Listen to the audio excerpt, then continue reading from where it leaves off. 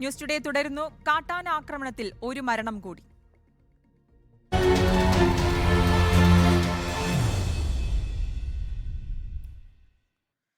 വയനാട്ടിൽ ആദിവാസി സ്ത്രീയെ കാട്ടാന ചവിട്ടിക്കൊന്നു. പരപ്പൻപാറ കോളനിയിലെ മിനിയാണ് മരിച്ചത്. കാട്ടിൽ തേനെടുക്കാൻ പോയപ്പോഴാണ് ആക്രമണമുണ്ടായത്. ഭർത്താവ് സുരേഷിനും ഗുരുതരമായി പരിക്കേറ്റു. അല്പസമയത്തിനകം മിനിയുടെ മൃതദേഹം നിലമ്പൂരിലെ താലൂക്ക് ആശുപത്രിയിൽ എത്തിച്ചു. വിവരങ്ങളുമായി ദീപക് മോഹൻ ചേരുന്നുണ്ട്. ദീപക്, മൃതദേഹം താലൂക്ക് ആശുപത്രിയിൽ എത്തിച്ചിട്ടുണ്ട്. ഒപ്പം തന്നെ ഈ മിനിയുടെ ഭർത്താവിന്റെ ആരോഗ്യനില സംബന്ധിച്ചുള്ള വിവരങ്ങൾ എന്താണ്? ശ്രുതി, നമ്മളിപ്പോൾ ഉള്ള സ്ഥലം ഈ പരപ്പൻപാറ കോളനിക്ക് കുറച്ച് മുകൾ ഭാഗത്തുള്ള പ്രദേശമാണ്. ഈ വനാതിർത്തി മേഖലയാണ്.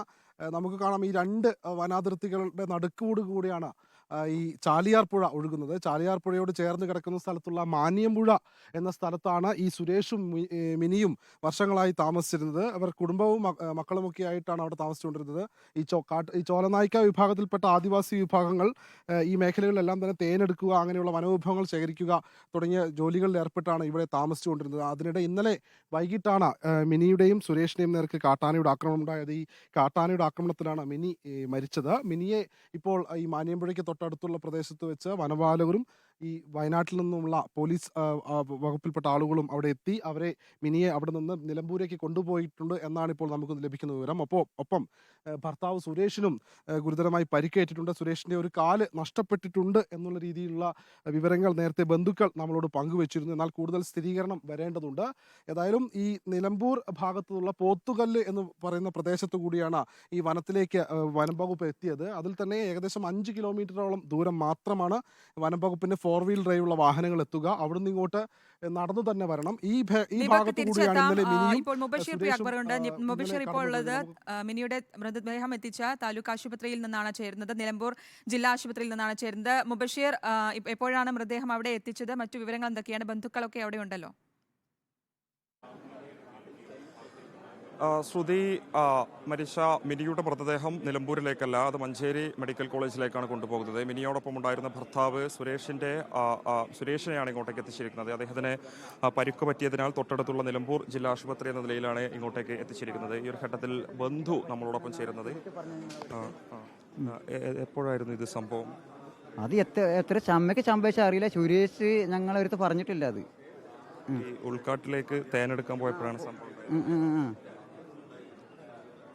ഇങ്ങനെ തേനെടുക്കാൻ പോകുന്ന ആളുകളാണോ? ആ തേനെടുക്കാൻ പോയ ആൾക്കാർ തന്നെ. ഓല് സ്കൂളിൽ കുട്ടികളെ കൊണ്ടുവരാൻ വേണ്ടി പോയ പോക്കാണ് അവര്. പിന്നെ അവർ വന്നത് കുറെ സമയം അയക്കണമെന്ന് അവർ പറഞ്ഞിട്ടുള്ളത്. ഇന്നലെ രാത്രിയാണ് അത് സംഭവിക്കണ ചെയ്തൊക്കെ. അങ്ങനെയാണ് ഞങ്ങൾക്ക് അറിവ് കിട്ടിയത്. ഉൾക്കാട്ടിൽ വെച്ച് തന്നെയാണോ? കാടിന്റെ അകത്ത് തന്നെ. അത് ഈ അറിയുന്ന മേഖലയൊക്കെ തന്നെയാണല്ലേ ഇത്? എല്ലാവരും കുറച്ച് ആൾക്കാർ, പിന്നെ അവിടുന്ന് വയനാട് നിന്ന് കുറച്ച് ടീമുകൾ ഇറങ്ങി ഇവിടെയൊക്കെ രാവിലെ വന്ന് വിളിച്ചറിയിച്ചപ്പോൾ എല്ലാവരും അവിടെ എത്തിപ്പെട്ടു. അങ്ങനെ നിങ്ങളൊക്കെ ഇത് കാണാനായത്. രാത്രി തേനെടുക്കാൻ പോയി പിന്നെ തിരിച്ചു വരാത്തോടെ നിങ്ങൾ അങ്ങോട്ട് തെരഞ്ഞു പോയതാണല്ലേ? ഇല്ല, ഞങ്ങൾക്ക് അവർ വിവരം തന്നു. അങ്ങനെ നമുക്ക് വിവരം കിട്ടിയിട്ട് അങ്ങനെ ഞങ്ങൾ അങ്ങോട്ട് പോയ കാരണം അത് നമുക്ക് അറിയില്ലായിരുന്നു. തീർച്ചയായും അത് തന്നെയാണ്. ഉൾക്കാട്ടിലേക്ക് തേനെടുക്കാൻ പോകുന്നതിന് വേണ്ടി കഴിഞ്ഞ ദിവസമാണ് വനത്തിനുള്ളിലേക്ക് പോയത്. പിന്നീട് ഇന്നും തിരിച്ചു വരാത്തൊരു സാഹചര്യത്തിൽ ബന്ധുക്കൾ അന്വേഷണ ഘട്ടത്തിലാണ് ഇങ്ങനെ ഒരു അപകടം സംഭവിച്ചത് അറിയുന്നത്. പിന്നീട് വനത്തിനുള്ളിലേക്ക് തിരഞ്ഞു പോയ ഘട്ടത്തിലായിരുന്നു അവിടെ തരത്തിൽ മിനി കാട്ടാനയുടെ ആക്രമണത്തിൽ കൊല്ലപ്പെട്ടതായി ഇവർ അറിയുന്നത്. പ്രൊമോട്ടേഴ്സ് ഉൾപ്പെടെയുള്ള ആളുകളായിരുന്നു പിന്നീട് ബന്ധുക്കളെ വിവരം അറിയിക്കുന്നത്.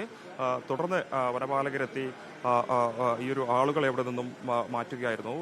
മിനി ആ ഒരു ഘട്ടത്തിൽ തന്നെ കാട്ടാനയുടെ വലിയ രീതിയിലുള്ള ആക്രമണം ഉണ്ടായതുകൊണ്ട് തന്നെ മരണം സംഭവിച്ചിരുന്നു എന്നാണ് നമുക്ക് വനപാലകരുമായി സംസാരിക്കുമ്പോൾ മനസ്സിലാക്കാൻ സാധിക്കുന്നത്.